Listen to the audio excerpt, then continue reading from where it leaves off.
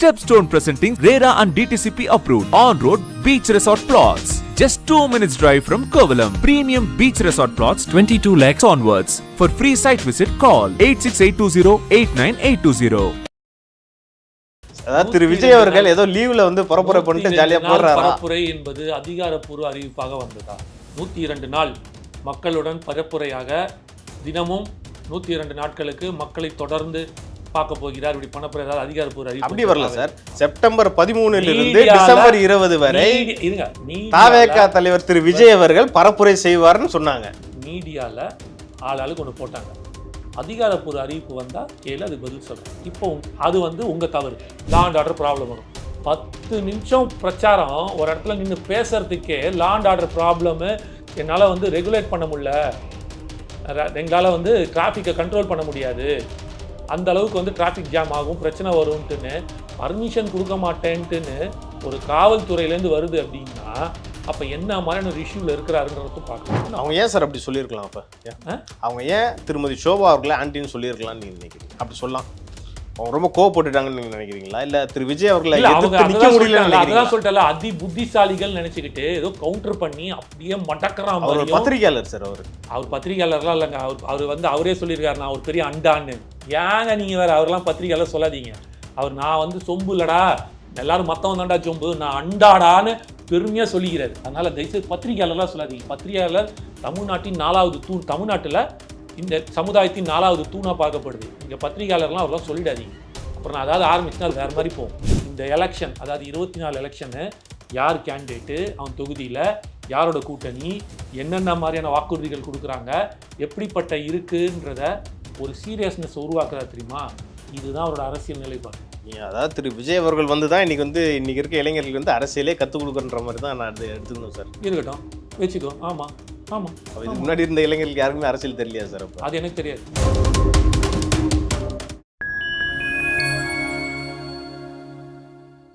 Fine time media நேயர்களுக்கு வணக்கம்.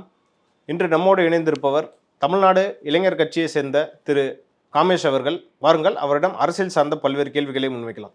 வணக்கம் சார். வணக்கம் பிரதர். செப்டம்பர், அதாவது 13லேருந்து டிசம்பர் 20 வரை 102 நாள் சார். ஃபர்ஸ்ட் என்ன சொன்னாங்கன்னா, திரு விஜய் அவர்கள் 102 நாளும் பரப்புரையில் இருக்க போறாருன்னு அப்படின்ற மாதிரி தான் பேச்சு அடிபட்டுச்சு. அப்புறம் ஷெட்யூல் பார்க்குறேன், வெறும் சாட்டர்டே, எல்லாமே சாட்டர்டே, அதில் வெறும் 15 நாள் தான் சார். ஏன் சார் ஏதாவது லீவில் ஏதாவது வந்து பரப்புரை பண்ண போறாரா அப்படின்னு நான் கேட்கல.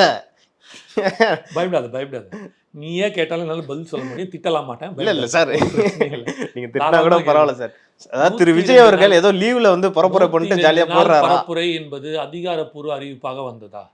ஏ சார், 102 நாள் மக்களுடன் பரப்புரையாக தினமும் 102 நாட்களுக்கு மக்களை தொடர்ந்து பார்க்க போகிறார். இப்படி பணப்புரை ஏதாவது அதிகாரப்பூர்வ அறிவிப்பு அப்படி வரல சார். செப்டம்பர் 13 இருந்து டிசம்பர் 20 வரை தாவேகா தலைவர் திரு விஜய் அவர்கள் பரப்புரை செய்வார்னு சொன்னாங்க. மீடியால ஆளாளுக்கு ஒன்று போட்டாங்க. அதிகாரப்பூர்வ அறிவிப்பு வந்தால் கேளு, அது பதில் சொல்கிறேன். இப்போ அது வந்து உங்கள் தவறு. நான் ஓப்பனாக மீடியாக்காரன் டிஆர்பி ரேட்டிங் 1000 போடுவான் பிரதர். அதுக்கெல்லாம் மீடியா கூட விட்டுருங்க சார். 15 நாள்ல எப்படி சார் மக்கள் வரேன் ஒரு கேள்வியாக வரேன். 102 கேள்வி தானே கேட்டேன். அந்த 102 முடிச்சிட்டானா? ஓகே, நீங்க சொல்லுங்க சார். 108 ஆம்புலன்ஸ் மாதிரி 102 கேள்வி முடிஞ்சிருச்சா? சால்வ் பண்ணிட்டானா? அடுத்ததுக்குள்ள வருவோமா?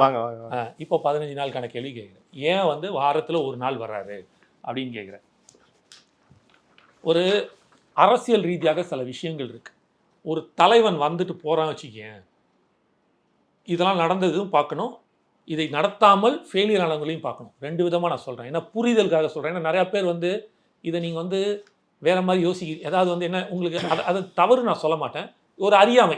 இதை நம்மளால் முடிஞ்ச வரைக்கும் நம்ம தீர்த்து வைக்கிறதுக்காக பண்ணுற விஷயம். 50களில் 50-55களில்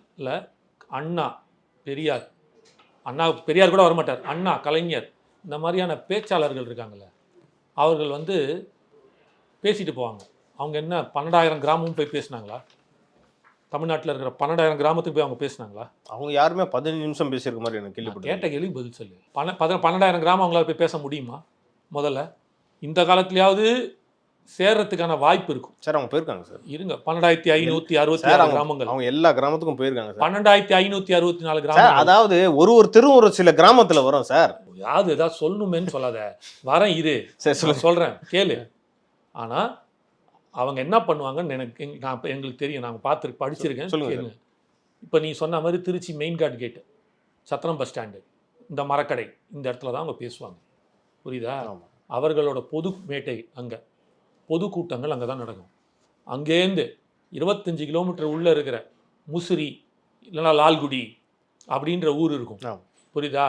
அந்த ஊர் அன்பில், இந்த மாதிரியான ஊர்களில் அவங்க போய் பேச மாட்டாங்க. ஆனால் அவங்க பேசுனது போய் எப்படி ரீச் ஆச்சு, மக்கள் எப்படி வாக்களித்தான் என்னென்னா, அந்த பரப்புரையை கேட்ட, அந்த பரப்புரை நீங்கள் சொன்ன மாதிரி இந்த பொதுக்கூட்டத்தில் அந்த பரப்புரைகள், அவர் பேச்சுகளை கேட்ட, அண்ணா பேசினதோ, எம்ஜிஆர் பேசினதோ, இல்லைனா கலைஞர் பேசினதோ, அன்றைக்கி இருந்த தலைவர்கள் யாரெல்லாம் பேசியிருக்காங்களோ மேடைகளை பேசின அத்தனை பேரோட பேர்களையும் கேட்டுட்டு, இந்த மாவட்ட செயலாளர்கள் அந்த இதை திருச்சி மாவட்ட செயலாளர் இருப்பாங்க இல்லையா, இந்த லால்குடியில் இருக்கிற மனுஷங்க, லால்குடி ஒன்றியமாக இருக்கும், இப்போ அது நகராட்சி ஆயிடுச்சு.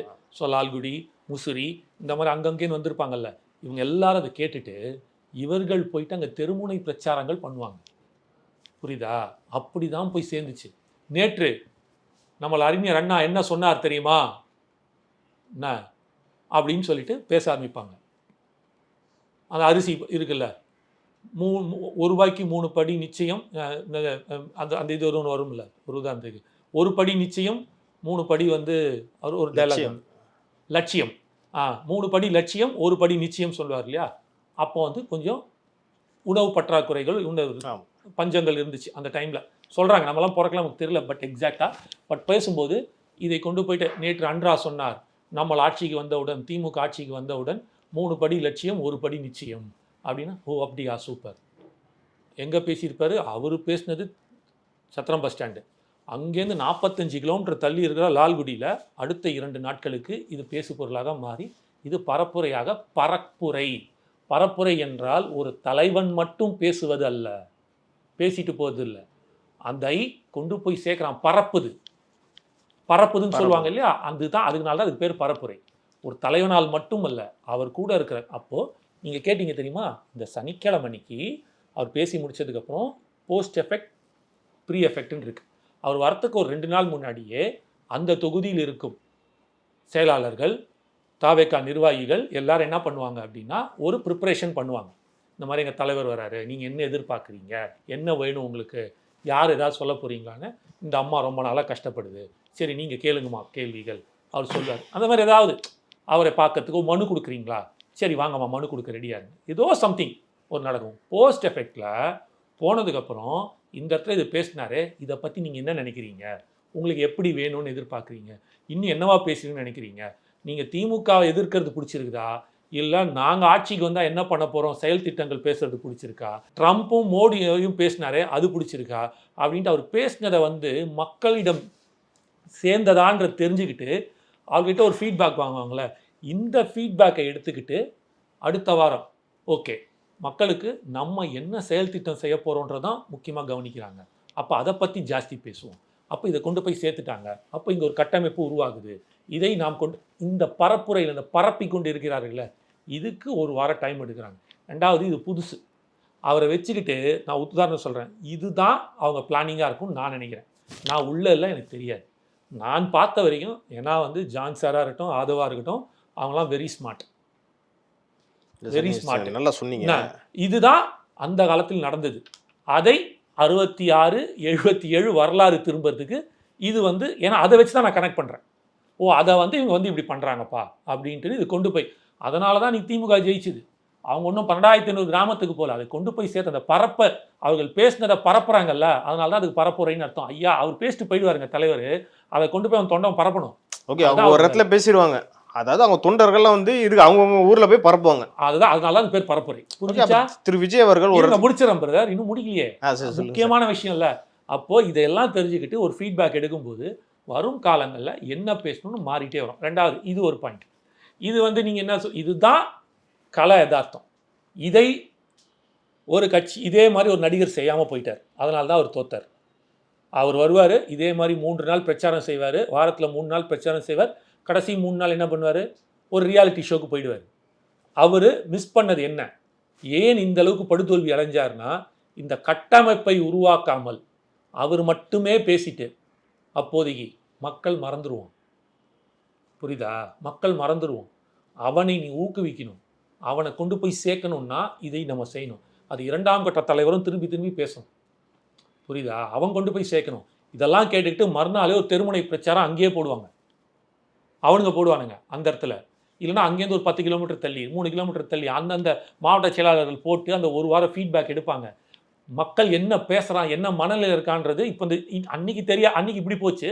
இப்போ யூடியூப் சேனல்ஸ் இருக்குது, நம்ம ஃபீட்பேக் எடுக்கிறோம், டிபேட்ஸ், இது மூலமாக தெரிய வரும். இதெல்லாம் தெரிந்து கொண்டு வரதுனால தான் அந்த ஒரு வாரம் கேப். ஒன்று. ரெண்டாவது, அவரை சும்மா எடுத்தவங்க கவுத்தவனும் பண்ணவும் முடியாது. நான் ஏன் சொல்கிறேன்னா, சரி இன்னைக்கு பிரச்சனை ஆயிடுச்சு, இன்னைக்கு நம்ம எதிர்பார்த்தது முடிக்க முடியல, அதனால் அவரை கொண்டு போயிட்டு ஹோட்டல் தங்க வச்சுருவோம், திருச்சியில் ஏதோ ஒரு ஹோட்டல் தங்க வச்சுருவோம், நாளைக்கு பார்த்துக்கலாம் அப்படின்னா என்ன நிலமை ஆகும்? அந்த ஹோட்டலில் அவரை தங்க முடியுமா? கூட்டம் வரும், ரொம்ப லா அண்ட் ஆர்டர் ப்ராப்ளம் வரும். லா அண்ட் ஆர்டர் ப்ராப்ளம் வரும். 10 நிமிஷம் பிரச்சாரம் ஒரு இடத்துல நின்று பேசுறதுக்கே லா அண்ட் ஆர்டர் ப்ராப்ளமு, என்னால் ரெகுலேட் பண்ண முடியல, எங்களால் டிராஃபிக்கை கண்ட்ரோல் பண்ண முடியாது, அந்த அளவுக்கு டிராஃபிக் ஜாம் ஆகும், பிரச்சனை வரும்ட்டுன்னு பர்மிஷன் கொடுக்க மாட்டேன்ட்டுன்னு ஒரு காவல்துறையிலேருந்து வருது அப்படின்னா அப்போ என்ன மாதிரியான ஒரு இஷ்யூவில் இருக்கிறாருன்றதும் பார்க்கணும். கரெக்டாக ஒரு இடத்துல இப்போது மாநாடுன்றது என்னன்னா அன்னைக்கு மட்டும் வராரு, எப்போ வராரு எப்போ போகிறான்னு தெரியாது. ரெண்டாவது, அது ஊருக்கு ஒதுக்குப்புறமாக இருக்குது, ஊரை விட்டு வெளியில் தான் இருக்குது, பல ஏக்கர். ரெண்டாவது, அது ஐசோலேட்டட், அது பாதுகாக்கப்பட்ட ஒரு இடமா மாறுது. அவர் உள்ளே வந்தாலும் அது பாதுகாக்கப்பட்டு, நீங்களே பார்த்துருக்கீங்க. அந்த நீங்கள்லாம் கலாச்சிங்க, கிரீஸ் டப்பா போட்டு, அது கிரீஸ் டப்பா போடுவீங்களா சார்லாம் கேட்டீங்க. அதெல்லாம் போட்டும் ஒரு 10 பேர் 20 பேர் மேலே ஏறி இருக்கான். அன்று அதெல்லாம் செய்யாமல் அவனை தடுக்காமல் இருந்து ஒரு 10,000 பேர் மேலே ஏறது உடஞ்சி விழுந்தா இன்றைக்கி எவ்வளோ பெரிய ஒரு பேச்சு பொருளை மாதிரி இருக்குது. அப்போ களத்தில் நடக்கிற கள பிரச்சனை இருக்குல்ல, அதை நம்ம உணர்ந்து பேசணும். என்ன கேள்வியெல்லாம் கேட்குறான், அவரை வச்சுக்கிட்டு நடக்கிற பிரச்சனை இருக்குல்ல, அதுக்கு ஒரே ஒரு உதாரணம், முட்டு கொடுக்குறேன் உருட்டுறேன்லாம் சில பேர் சொல்லுவானுங்க கீழே.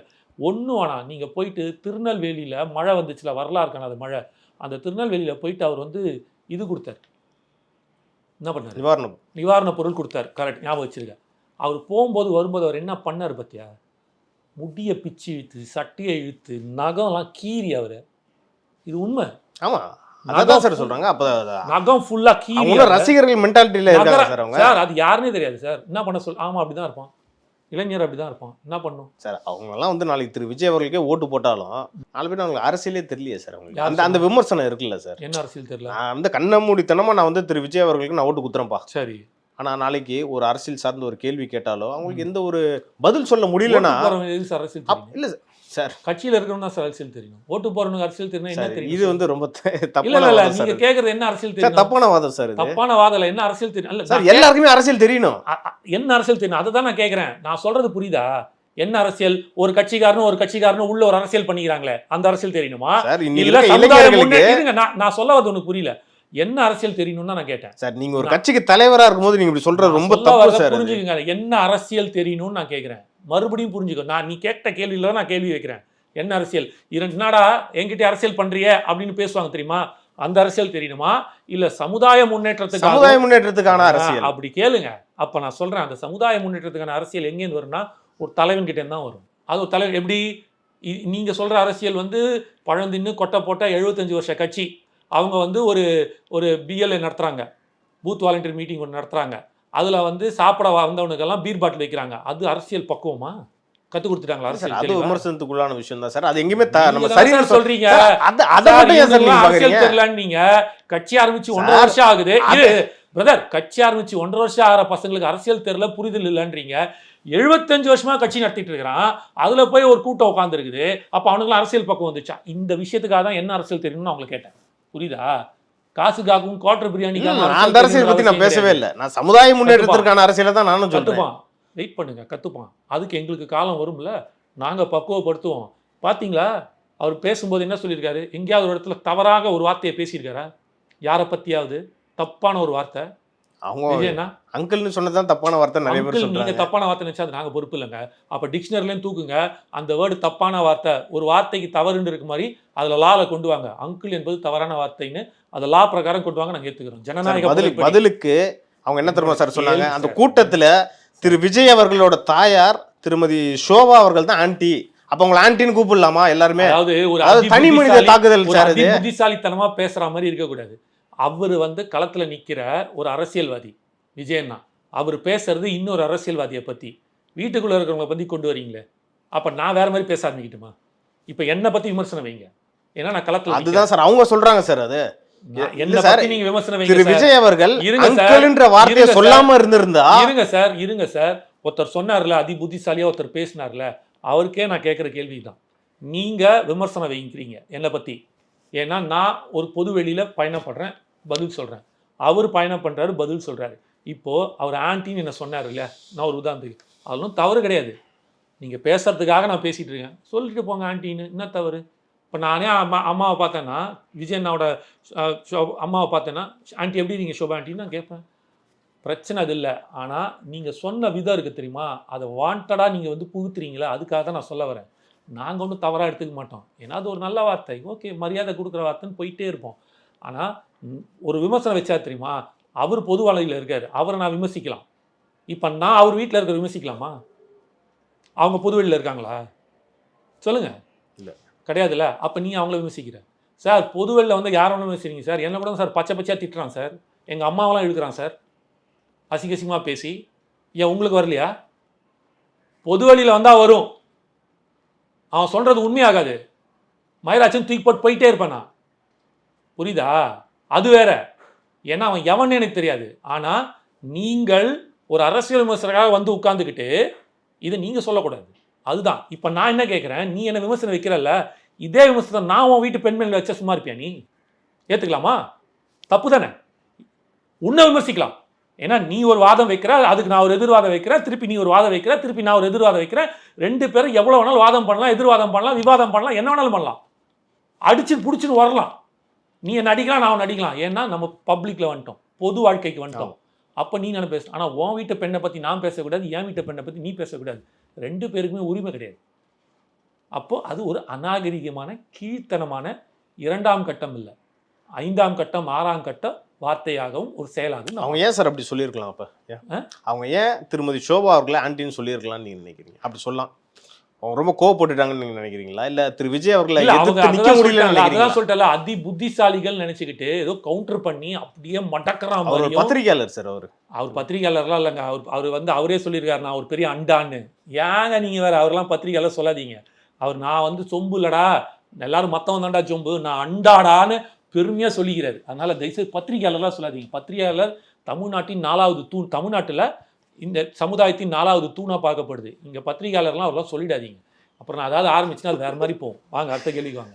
Okay sir. அதெல்லாம் சில கேள்விகள் நான் தவிர்க்கிறது பார்ப்பேன். ஏன்னா நான் முதல்ல இந்த மாதிரி கேட்டால் பிரதர் வேறு கேள்வி போங்க பிரதர், ஏன்னா நான் ஆக்கப்பூர்வமாக பேசணும்னு ஆசைப்பட்றேன். ஆனால் இங்கே என்ன பிரச்சனைனா, இதை நான் தவிர்த்துட்டு போகும்போது கீழே என்ன தெரியுமா போடுறான், இதை வச்சுட்டு டே பதில் சொல்ல முடியலன்னா அப்படின்னு ஒருத்தன் போடுறான். பதில்னா அது ஒரு மேட்ரே கிடையாது, எனக்கு சப்ப மேட்ரு. அப்படி தூக்கி போட்டு அடித்து காலி பண்ணிட்டு போயிட்டே இருப்பேன். ஆனால் நீ கேட்ட தெரியுமா, ஒரு ஆக்கப்பூர்வமான அரசியல் அடுத்த தலைமுறைக்கு, அதுக்காக தான் நாங்கள் போராடிட்டு இருக்கோம். இளைஞர் கட்சி அதுக்கு தான் ஆரம்பிச்சிருக்கோம். நீயே தலைவன், உன்னை தலைவனாக உருவாக்குறது தான் என் வேலை, அதுக்கு தான் நான் போராடிட்டு இருக்கேன். நீ என் கட்சியில் இருக்கிற 100 பசங்க பேசுவானுங்க, மைக்கேறி மைக்கை பிடிச்சி ஸ்டேஜில் எந்த கேள்வி கேட்டாலும் பதில் சொல்லுவான். இப்போ நான் பேசுகிறேன்ல, நான் பேசுகிற எல்லாத்தையும் அவனுக்கும் பேச தெரியும். அதுதான் நான் உருவாக்குறோம். 100 இளைஞரை கூட இந்தியாவை மாற்றி காட்டுறேன்னாரு விவேகானந்தர். நாங்கள் 100 இளைஞர் இங்கே உருவாக்கி வச்சுருக்கோம். அந்த வாய்ப்பு வரும்போது நாங்கள் யூஸ் பண்ணுவோம். அது நான் பெருமைக்காகவோ என் கட்சியோட இங்கே அது பரப்புரைக்காக நான் வரல, அது தேவையில்லை. அதுவாக தெரிய வரும் ஒரு காலத்தில், நம்ம போகிறோம். ஆனால் இங்கே என்ன பிரச்சனைன்னா, உங்களால் அந்த கருத்தியல் ரீதியாக எதிர்கொள்ள முடியலன்னா ஒரு கேவலமான கீழ்த்தரமான விமர்சனத்துக்குள்ளே போகாதீங்கன்னு சொல்ல வரேன். இப்போ நீ கேட்டாலே அரசியல் பக்கம்னு, இதை தான் விஜய் என்ன செய்கிறாருன்ற. அவர் யாரையுமே, ரொம்ப சிம்பிளாக சொல்லட்டுமா, விஜயன் என்ன பண்ணார்னு, முதல் வெற்றி என்ன தெரியல, விஜயனோட முதல் வெற்றி ஒரு அரசியல் எழுச்சியை உண்டு பண்ணியிருக்காரு. பப்ஜி ஆடிந்த இளைஞன், நீ சொன்ன பப்ஜி ஆடிந்த இளைஞன், சீரியலில் உட்கார்ந்து கொண்டிருந்த பெண்கள் இன்று ஒரு நாளைக்கு 5 முதல் 10 நிமிடம் வரை அரசியலை உற்று நோக்கி பார்க்கிறார்கள். அது என்ன வேணாலும் விட்டு போட்டோம். திரு விஜய் அவர்கள் நான் ஒரே ஒரு கேள்வி கேட்டுக்கிறேன். பப்ஜி விளையாடி இருக்க பசங்களை அரசியல் படுத்திட்டாருன்றீங்க. அரசியல் படுத்திட்டாருல, அரசியலை பார்க்க வச்சிருக்காருன்ற ரெண்டு வித்தியாசம் இருக்கு. It's start, it's an eye opener, it's a start. கதவை திறந்தாச்சு, அவன் இப்போ பார்க்க ஆரம்பிச்சிட்டான், அவன் வருவான், வெயிட் பண்ணுங்க. 2024 2 மாசத்துல எலெக்ஷன் பா. நான் சொல்றேன், ஏன் நான் ஒன்றும் பொய்லாம் சொல்ல, நான் எல்லாமே ஸ்டார்ட்ஸோட தான் ஒரே ஒரு கேள்வி கேட்டு முடிச்சுக்கிறேன். நான் இதை முடிச்சுறேன். நீ கேட்டல, தற்கூரியா சுத்திட்டு இருக்கானுங்க, இவனுங்களை அரசியல் தெரியல, ஒரு மண்ணும் தெரியல, இவங்களாம் என்ன சார் பண்றாருன்னு. 2022 அவர் அரசியல் கட்சி ஆரம்பிக்கிறார். பிப்ரவரி 22 24 24 பிப்ரவரி 22. அதுலேருந்து 45 நாளில் எலெக்ஷன். அவர் எலெக்ஷன் நிற்க போகிறாரா? அந்த எலெக்ஷன் நின்னாரா? இல்லை, அவர் தான் சொல்லிட்டாரு. நிற்கல. 2026 தானே. ஆமாம். அது ஏன்ப்பா பிப்ரவரி 22 ஆரம்பிக்கணும்? எலெக்ஷன் முடிஞ்சு ஜூன் மாதம் ஆரம்பிக்கலாமே. ஜூன் 22 அவர் பிறந்த நாள் இன்னைக்கு ஆரம்பிச்சிருக்கலாமே. என்னோட 50வது, அந்த வருஷம் 50வது, அது போன வருஷம் 50வது வருஷம், என் 50வது பிறந்த நாளைக்கு மக்களுக்கு கொடுக்கும் பரிசு என் ரசிகருக்கு சொல்லிட்டு ஆரம்பிச்சிருக்கலாமே. ஏன் பண்ணாமல் பிப்ரவரி 22 ஆரம்பிக்கிறது? எஸ், இதுதான். ஏன்னா என் கூட இருக்கிற ரசிகர்கள் என்னோட சிங்கிள் வருது, என் படம் வருது, என் போஸ்டர் வருது, என்னோட டைலாகை பார்த்துக்கிட்டு இருக்கிற பையன், சுற்றிக்கிட்டு இருக்கிற பையன், என் தலைவன் கட்சி ஆரம்பிச்சிட்டான் அப்படின்ற போது அந்த அரசியலை நோக்கணும்னா அந்த எலெக்ஷன் தேவைப்படுது. ஒரு எலெக்ஷன். அப்போ என்ன பண்ணுவான்? அடுத்த எலெக்ஷன் என் தலைவன் நிற்க போகிறான். நான் சொல்கிறாரு 26 தான், நான் இன்னைக்கு ஆரம்பித்தாலும் நான் 26 நோக்கி, அப்போ அடுத்த எலெக்ஷன் என் தலைவன் வரப்போகிறான்டா அப்படின்ற போது நான் அரசியல்வாதியாக மாறணும்னா இந்த எலெக்ஷன் என்னன்றதை நான் பார்க்கணுன்று இந்த எலெக்ஷன், அதாவது 24 எலெக்ஷனு, யார் கேண்டிடேட்டு, அவன் தொகுதியில் யாரோட கூட்டணி, என்னென்ன மாதிரியான வாக்குறுதிகள் கொடுக்குறாங்க, எப்படிப்பட்ட இருக்குன்றத ஒரு சீரியஸ்னஸ் உருவாக்குறா தெரியுமா? இதுதான் அவரோட அரசியல் நிலைப்பாடு. ஒரு சமுதாயத்தில் எடுத்தோம் கவுத்தோம்லாம் எதுவும் செய்ய முடியாது. ஒட்டு மொத்தமாக இது ஒன்றும் வீட்டில் நீங்களே ஒரு வீட்டில் இருக்க, அந்த வீட்டை காலி பண்ணிட்டு இன்னொரு வீட்டுக்கு போகிற, போன அன்றைக்கே செட்டில் ஆகிடுதா? 2 பெட்ரூமு, 10 சாமானு, 2 பீரோ, 2 கட்டில், 4 பீரோ, அவ்வளோதான். கொஞ்சம் கிச்சன் சாமானு, இதுக்கே நமக்கு செட்டில் ஆகுதுக்கு 1 வாரம் ஆகுதுல புது வீட்டில். அப்போ ஒட்டுமொத்த சமுதாயத்தையுமே மாற்றி ஒரு நீ கேட்குற அந்த அரசியல் நிலைப்பாடு பண்ணணும்னா டைம் எடுக்க தான் செய்யும், பொறுத்து தான் ஆகணும். ஆனால் இதை எல்லாத்தையும் செய்கிறாரான்னு கேட்டல, விதை போட்டுக்கிட்டே தான் வர்றாருன்னு நான் சொல்கிறேன். விதை போட்டுக்கிட்டே வர்றாரு. அதனால தான் அந்த 22 அவர் எலெக்ஷனில் நிற்கலைனாலும், 24 எலெக்ஷன் எம்பி எலெக்ஷன் நிற்கலைனாலும் கட்சி ஆரம்பிக்கிறாரு. அப்போ அவர் கட்சி ஆரம்பிச்சிட்டாருன்னு சொல்லிட்டு எத்தனை பேர் பார்க்க ஆரம்பிச்சிருப்பான், அடுத்த எலெக்ஷன் நம்ம நிற்க போகிறோம்டா, அப்போ நம்ம ஏதாவது தெரிஞ்சுக்கணும்லான்ட்டுன்னு அன்றைக்கி பார்த்துருப்பானா? அது மூலமாக ஒரு 1 லட்சம் பேர் வச்சுப்போம், 1 லட்சம் பேர் அவர் அந்த மக்கள் இயக்கத்தில் இருக்கிறவன் அப்போ சீரியஸ் ஆகிருப்பானா? அரசியலை உற்று நோக்கியிருப்பானா? இப்போ அவர் பண்பட்ட ஒரு அரசியல்வாதியாக மாற்றுறாருல, இதுதான் செய்யும். அதாவது திரு விஜய் அவர்கள் வந்து தான் இன்னைக்கு இருக்க இளைஞர்களுக்கு வந்து அரசியலே கற்றுக் கொடுக்குற மாதிரி தான் நான் எடுத்துக்கணும் சார். இருக்கட்டும், வச்சுக்கோ. ஆமாம். இதுக்கு முன்னாடி இருந்த இளைஞர்களுக்கு யாருக்குமே அரசியல் தெரியலையா சார்? அப்போ அது எனக்கு தெரியாது. நீ கேட்ட கேள்விக்கு நான் பதில் சொல்கிறேன். Okay sir. நீ அப்படிதான் எடுத்துப்பேன்னா ஆமான்னு நான் சொல்கிறேன். நான் முன்னாடியே தெளிவுபடுத்திட்டேன். சீரியல் பார்க்குற பெண்களும் பப்ஜி ஆடிட்டு இருக்கிற இளைஞர்களும் இன்று 5 முதல் 10 நிமிடம் வரை அரசியலை உற்று நோக்கிறார்கள் அப்படின்ட்டேன். அப்ப அரசியல் தெரியணுன்றதுக்கு சமுதாயத்துக்கு இது ஒரு மாற்றம். முதல் வெற்றி. அது ஏத்துக்கிறேன். இன்னைக்கு 18 வயது இருக்கக்கூடிய இளைஞர்களும் 21, 22 வயது உடையவர்களும் சரி, எவ்வளோ பேர் குடிப்பழக்கத்திற்கு ஆளாகிருக்காங்க தெரியுமா சார்? அது விஜய் தான் காரணம். இல்லை நான் அப்படி சொல்லவே இல்லையே. இல்லை, இப்போ நீ ஆரம்பிக்கும் போது அப்படி தானே வருது, அதனால கேட்குறேன். இல்லை சார், அவங்களுக்கெல்லாம் வந்து திரு விஜய் எப்படி வந்து இந்த பழக்கத்திலேருந்து விட்டு வாங்க அப்படின்னு சொல்லுவார்னு நீங்கள் நினைக்கிறீங்க? ஏன்னா அவருடைய படங்கள் பார்த்தீங்கன்னா இதெல்லாமே நிறைய ஊக்குவிக்கிற மாதிரி இருந்திருக்குன்ற குற்றச்சாட்டும் இருக்குது. பல படங்களில் அவர் புகைப்பிடிக்கிறார்ன்ற பல குற்றச்சாட்டும் இருக்குது, விமர்சனங்களும். இப்படி இருக்கிறப்போ இப்படி இருக்க ஒரு தலைவர் புகைப்பிடிக்கிறாரு, அவர் குடிக்கிறாரு, அதனால இளைஞர்கள்லாம் குடிச்சு குடிகாரன் ஆயிட்டாங்க அப்படி நான் சொல்லலை. இப்படி இருக்கக்கூடிய இளைஞர்களை அவர் எப்படி வழி நடத்துவார் அப்படின்ற கேள்வியை நான் உங்ககிட்ட முன்வைக்கிறேன். 26 ஜெயிச்சதுக்கு அப்புறம் இது பதிலே கிடையாது. அதுதான் பதில். ஒரு அரசாங்கத்தை இப்போ டாஸ்மார்க் யார் நடத்துறாங்க? டாஸ்மார்க் யார்? அரசு தான் நடத்துது. குடிக்க வச்சு ஊக்குவிக்கிறது யாரு? இவர் 10th 12th பசங்களுக்கு என்ன பண்ணிட்டு இருக்காரு? படிக்க வச்சு ஊக்குவிச்சுட்டு இருக்காரு. அங்கே குடிக்க வச்சு ஊக்குவிச்சுட்டு இருக்கீங்க. குடிக்க வச்சு ஊக்குவிச்சுக்கிறவங்க கேட்க வேண்டிய கேள்வியை படிக்க வச்சு ஊக்குவிச்சுட்டு வந்து நீ கேள்வி கேட்டால் என்ன பதில் சொல்ல முடியும்? அப்போது அதுதான் அரசியல் மாற்றம் வேணும்னு நாங்கள் சொல்கிறோம். இது நீ கேட்ட தெரியுமா? இதுக்கு தீர்வு 2026 விஜயன் அரியணை ஏறும்போது நடக்கும். போதை இல்லா தமிழகம் வரலாம், வாய்ப்புகள் இருக்குது. டாஸ்மாக் இல்லா தமிழகம் வரலாம், வாய்ப்புகள் இருக்குது. என்ன வேணாலும் நடக்கலாம். எல்லாமே ஒரே நாள் நடக்கும்னு நான் சொல்ல மாட்டேன். இந்த ஒத்த கையெழுத்து என்கிட்ட இருக்குது, நான் வந்தோடனே ஒரே கையத்தில் மாற்றிடுவேன்னு சொல்கிறாங்க தெரியுமா? இந்த அல்வா பேக்ஸ்லாம் எங்ககிட்ட கிடையாது. கொஞ்சம் கொஞ்சமாக தான் மாற்றணும். நீ ஒரே நாளெல்லாம் மாற்ற முடியாது. அவன் குடிப்பழக்கத்தில் இருக்கு, அவனை குடிப்பழக்கத்துலேருந்து தூக்கணும், அவன் வீட்டில் எவ்வளோ பெரிய வன்முறை நடக்கும்னு எனக்கு தெரியும். நான் பார்த்துருக்கேன் கண்ணுக்கு நேர. நான் வந்து இந்த கொரோனா டைமில் நம்ம வந்து கொரோனாவாக இருந்தாலும் நாங்கள் ஸ்பெஷல் பர்மிஷன் வாங்கிட்டு வாலண்டியர்ஸாக எல்லா இடத்துக்கும் சுற்றிட்டு இருந்தோம். இந்த முக்கியமாக நம்ம இது சொல்கிறதுல சொன்னால் மிகைப்படுத்துகிற மாதிரி இருக்கும். எங்கள் வேலை என்ன அப்படின்னு பார்த்தோன்னா, மேக்ஸிமம் நாங்கள் என்ன பண்ணுவோன்னா, இந்த போலீஸ்காரங்க நிற்பாங்க, காவலாளர்கள், அவங்களுக்கு போயிட்டேன்னா அவங்களுக்கு தண்ணி கூட கிடைக்காது. அந்த இதில் தண்ணி கொடுக்கறது, டீ கொடுக்கறது, சாப்பாடு கொடுக்கறது, நாங்கள் வாலண்டியர்ஸ் எடுத்துகிட்டு போவோம். நாங்கள் பார்த்துருக்கோம். இந்த மாதிரியான இந்த மாதிரி இந்த ஹவுசிங் போர்டு இந்த ஏரியாஸில் இருக்காங்க இல்லையா, குடிசை இதில் இருக்கிற ஏரியாத்தில் இருக்கிறதெல்லாம் அவ்வளோ பிரச்சனைகள். பெண்கள் சொல்லுவாங்க, நாங்கள் காய்கறிகள் கொண்டு போய் சேர்ப்போம், என்னெல்லாம் நம்மளால் முடியுமோ அதெல்லாம் கொண்டு போய் சேர்ப்போம். அவங்கக்கிட்டலாம் பேசும்போது, ஐயா டாஸ்மார்க் மட்டும் கொஞ்சம் திறந்து விட்றீங்க. பெண்கள் சொன்னது, ஏம்மா முடியலங்க, பைத்தியம் பிடிச்சி செத்துருவேண்ணா, அந்த ஆள் குடிச்சிட்டு போட்டோம் பரவாயில்ல, என் பொண்ணுங்களை நான் காப்பாற்றி ஆகணும், கொஞ்சம் கொஞ்சமாக சாகுது, ஒரே வாக்கா சாவடிச்சிட்டாங்க. இப்படிப்பட்ட பல வன்முறைகள் நடந்திருக்கு. அது சொல்ல முடியாத வன்முறைன்ற அளவுக்கு அவங்களே சொல்கிறாங்க. அந்த அம்மாக்கள் தம் புருஷனை பற்றி அந்த அம்மாக்களே சொல்கிறாங்க, ஏங்க வெளியில் சொல்ல முடியாத வன்முறை நடக்குதுங்க வீட்டுக்குள்ள. இந்த நிலையெல்லாம் எப்போ மாறுதான்னு பார்ப்போம். அது எப்போ நடக்கும் அப்படின்னா, நீங்கள் குடிக்க வைக்கிற ஊக்குவிச்சுக்கிட்டு வாக்களிச்சிங்கன்னா திருப்பி அப்படி தான் போகும். படிக்க வைக்கிற ஊக்களிச்சு வச்சிங்கன்னா உங்களுக்கு நீங்கள் எதிர்பார்க்கறது நடக்கும். திரு விஜய் அவர்களோட சுற்றுப்பயணம் எல்லாமே பார்த்தீங்கன்னா முடியலையா, அப்படியே தான் உட்காந்து இருங்க சார், போகலாம் சார். வீக்கெண்டுன்னு நம்ம ஏற்கனவே பேசியிருந்தோம். அந்த வீக்கெண்ட் பாலிட்டிஷியன் வந்து வீக்கெண்ட்ல போறாரு அப்படின்ற மாதிரி ஒரு விமர்சனம் வந்து ஒரு கமெண்ட்ல பார்த்தேன். வீக்கெண்ட் புரியுது, WEAK weekend politician is going on weekend அப்படின்ற ஒரு பார்த்தேன் கமெண்ட். அது எப்படி சார் எடுத்து விஜய் அவர்கள் அவ்வளவு வீக்கா சார்? போட்டவருக்கு 200 ரூபா கிரெடிட் ஆச்சு, பாத்தியா நீ? நீங்க பாத்தீங்களா சார்? நான் பார்த்தேன், அதனால தான் சொல்றேன். அவருக்கு 200 ரூபா அந்த உருட்டு பீப்புள் ஊபிக்கு வந்து 200 ரூபா கிரெடிட் ஆயிடுச்சான். எக்ஸ்ட்ரா வந்து ஒரு 100 ரூபா அடிஷ்னலாக கொடுத்துருக்காங்க, சூப்பரா பண்ணியிருக்காருன்ட்டு கிரியேட்டிவா இருந்துச்சான். அந்த கிரியேட்டிவிட்டிக்கு ஒரு 100+. இதுக்கு ஊக்குவிக்கிறாங்களா? ஆமா, இது ஊக்குவிக்கிறாங்க. அதாவது நீ சும்மா எது போட்டாலும் 200 ரூபா, அதுல நீ ஒரு வித்தியாசம், ஒரு கிரியேட்டிவிட்டி, ஒன் இன்னோவேட்டிவ்னஸ், இதெல்லாம் நீ காமிச்சே வச்சுக்க, +100 அதையும் நான் பார்த்தேன். நேரத்துக்கும் கருத்துக்கும் ரொம்ப நன்றி சார். நன்றி பிரதர்.